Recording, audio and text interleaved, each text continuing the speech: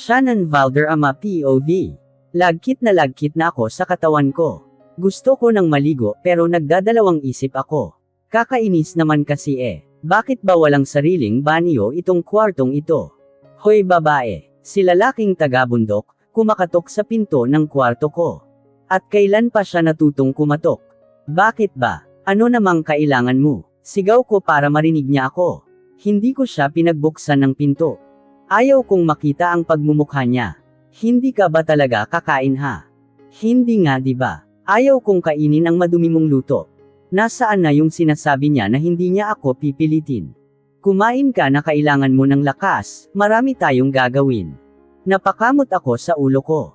Wala akong naririnig, kainis ka. Bubuksan mo ba tong pinto o sisirain ko to? Lagi niya na lang akong dinadaan sa pananakot niya. Si Daddy nga hindi ako ginaganyan Daddy, I miss you so much na. Please kunin mo na ako sa monster na to. He's bad. Lagi niya akong sinisinghalan at sinusungitan. Napaupo ako sa lapag at napayakap sa mga tuhod ko. Nagsimula ng manubig ang mga mata ko. Gusto ko nang umuwi. Arthur De Gracious POV. Inuubos talaga ng batang iyon ang pasensya ko. Akala niya siguro hindi ko mabubuksan itong pinto. Diyan siya nagkakamali. Agent Atata. Binuksan ko ang pinto at pabalya itong itinulak. Napakatigas talaga ng ulo mo. Natigilan ako, hindi ko natuloy pa ang sasabihin ko. Si Shannon, nakasalampak siya sa sahig. Nilapitan ko siya. Hey, are you okay? Tanong ko. I squatted para magpantay kami. She's crying, ngayon ko lang napansin. Ayos ka lang ba? Muli kong tanong. Kuya gusto ko nang umuwi, aniya at nagulat ako sa sunod niyang ginawa, she hugged me. Kuya, bakit bigla akong nenes noong tinawag niya akong kuya? Yamakap ang mga braso niya sa bewang ko, at ang mukha niya ay isinubsob niya sa aking dibdib. Naestatwa ako. Hindi ko alam kung anong gagawin ko, kung yayakapin ko ba siya para i-comfort. Hindi ko na alam. Please, kuya take me home. I want to go home. Siguro masyado akong naging malupit sa kanya. Masyado ko siyang binigla. I'm so insensitive. May problema siya pero what did I do? Pinahirapan ko pa. Lumagpas na ata ako sa linya. Now, anong gagawin ko? Paano ba magpatahan ng bata?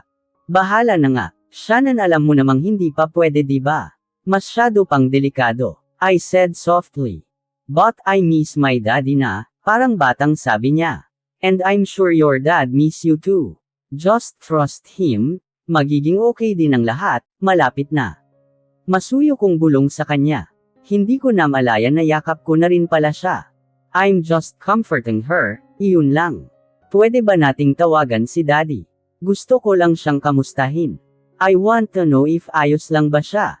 Kung nakakakain ba siya sa tamang oras. O kung nakakapagpahinga man lang ba siya.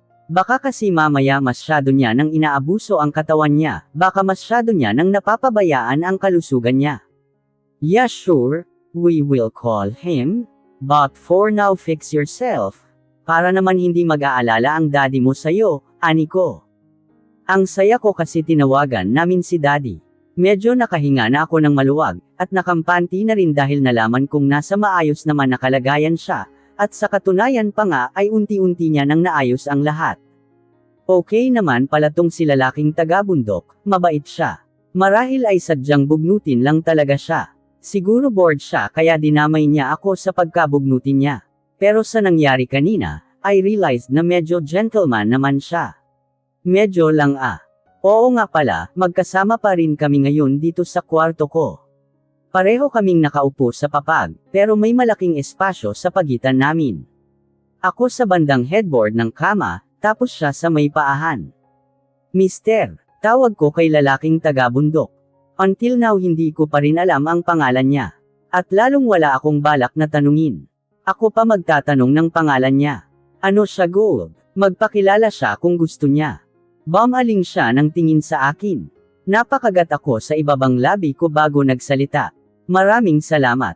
Para saan? Nagtataka niyang tanong. Hindi bale na nga lang, bawi ko.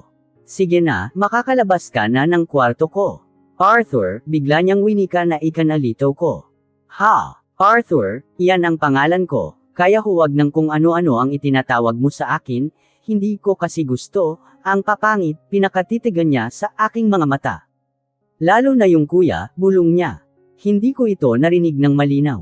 Matapos niyang magsalita, ay lumabas na siya ng kwarto ko. Arthur. In fairness ang ganda ng name niya, bagay sa kanya.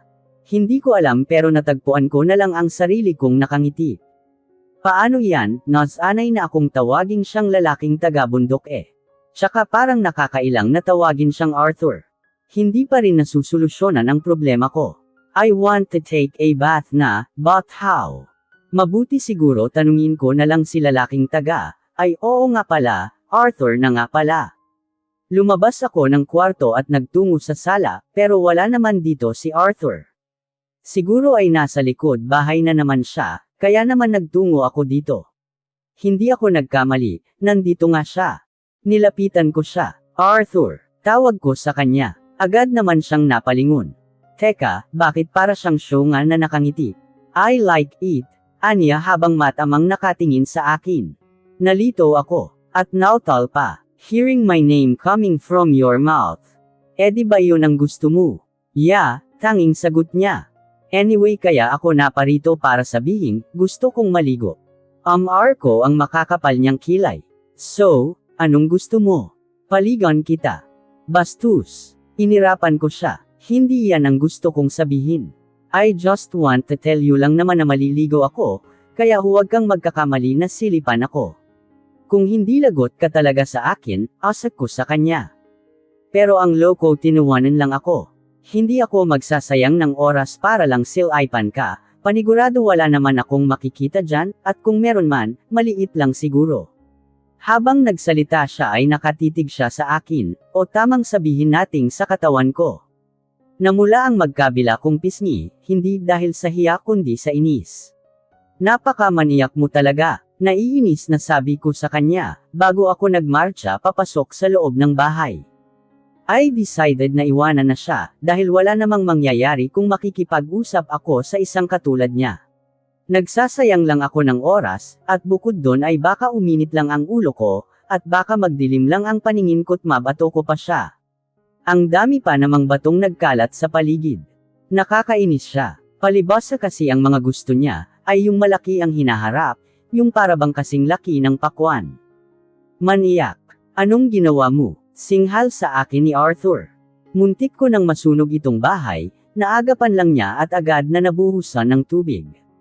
Wala ka na ba talaga matinong gagawin sa bahay na to ha? Tapos ngayon balak mo pang sunugin itong bahay ko. Singhal niya sa akin. Napakagat ako sa ibabang labi. Ikaw naman kasi pilit ka ng pilit sa aking magluto. Hindi ko nga kaya, ani ko sa maliit na tinig. Di sana sinabi mo sa akin na hindi mo kaya, hindi yung nagmagaling ka dyan. Napayuko ako, sabihin na hindi ko kaya. Peke akong natawa, para ano? Para insultuhan mo na naman ako na wala akong alam, ganoon ba? Pasensya na ha, pasensya na kasi hindi naman ako inuutusan ng ganoon ni Daddy, hindi niya ako pinagluluto. Hindi niya ako pinapatrabaho katulad ng ginawa mo sa akin. Nagbabadiya na luha sa aking mga mata. He chuckled. Mga trabaho mong puro palpak. This time hindi ko na kinaya. Tumulo na ang luha ko. Pasensya na, ito lang kasi ako ganito lang ako, walang alam puro kartihan lang. Natigilan siya at natahimik. Ang sama-sama mo. Alam mo ba yun ha? Napahikbi na ako. Hindi mo man lang tinanong kung ayos lang ako. Tingnan mo ipinakita ko sa kanya ang kamay ko, napaso ako, parang batang sumbong ko. Lumamlam ang ekspresyon ng kanyang mukha. Nasaan? Patingin nga, tinawid niya ang kaunting distansya namin. Ito turo ko sa palad ko. Natarante kasi ako kanina nang biglang lumiyab yung kawali, kaya hinawakan ko ito. Bale ang buong palad ko ang may paso. Ngayon ay lumobo na ito at pulang-pula na. Masakit. Nangungusap ang mga matang tanong niya. Ang pag-aalala ay baka sa kanyang mukha. I slowly nodded. I'm sorry, sinserong aniya. Umiling ako. It's my fault. Tama ka naman Masyado akong nagmamagaling, tuloy ito ang napala ko. Gamutin natin yang paso mo, aniya at iginaya ako papunta sa sala, at pinaupo ako sa upuan na kahoy. Dito ka lang, kukuha ako ng gamot, aniya. Wala pang 2 minuto, ay nakabalik na siya sa akin. May dala siyang ointment. Saan niya kaya ito nakuha? Akin na yung kamay mo, aniya. Iniaabot ko naman ito sa kanya. Dahan-dahan lang, please. Pakiusap ko. Bahagya siyang tumungo. I will. Puno ng pag-iingat niyang pinahira ng ointment ang kamay ko. Salamat, aniko matapos niyang lagyan ng gamot ang kamay ko. Bawal ka munang magbasa ng kamay, aniya. Tumungo ako. Salamat ulit. Yung kanina, I'm sorry kung nasigawan kita. Galit ako hindi dahil sa muntik mo nang masunog itong bahay, kundi dahil baka mapahamak ka. Napakagat ako sa ibabang labi ko. Nag-aalala ba siya sa akin? Cargo de konsensya kita. Ako ang malalagot kay Sir Evan, aniya pa at iniwanan na ako. Natatakot lang pala kay Daddy. Tanghal iyan na ngayon, kasalukuyan na kaming kakain ni Arthur. Ang ulam namin ay hindi ko alam kung anong tawag dito, pero puro dahon-dahon ito, puro gulay pala. Arthur, I bite my lower lip. Hindi pa rin ako sanay na tawagin siya sa pangalan niya. Tanging sagot niya. Abala siya sa paglalagay ng kanin sa plato niya, at sa plato ko. Habang ginagawa niya ito, ay hindi ko napigilan ng mapatitig sa kanya. Walang duda, he's the most handsome man that I ever met. Kakain ka ba o titigan na lang ako? Nagbalik ako sa huwisyon nang magsalita siya. Agad akong nag-iwas ng tingin. Hindi kita tinitignan, kaila ko. Ano lang, tinaasan niya ako ng isang kilay. May iniisip lang ako. Habang titig na titig sa akin. Nakangisi niyang tanong.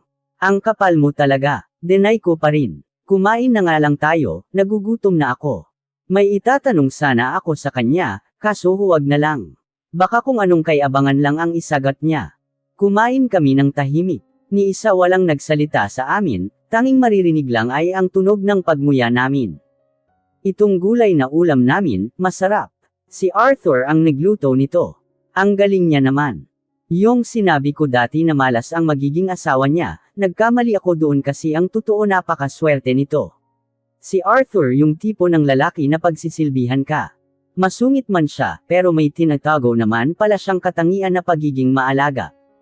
Ano ba tong pinag-iisip ko, parang nitong mga nakaraang araw lang ay inis na inis ako sa kanya, tapos ngayon ayaw ko na lang mag-talk.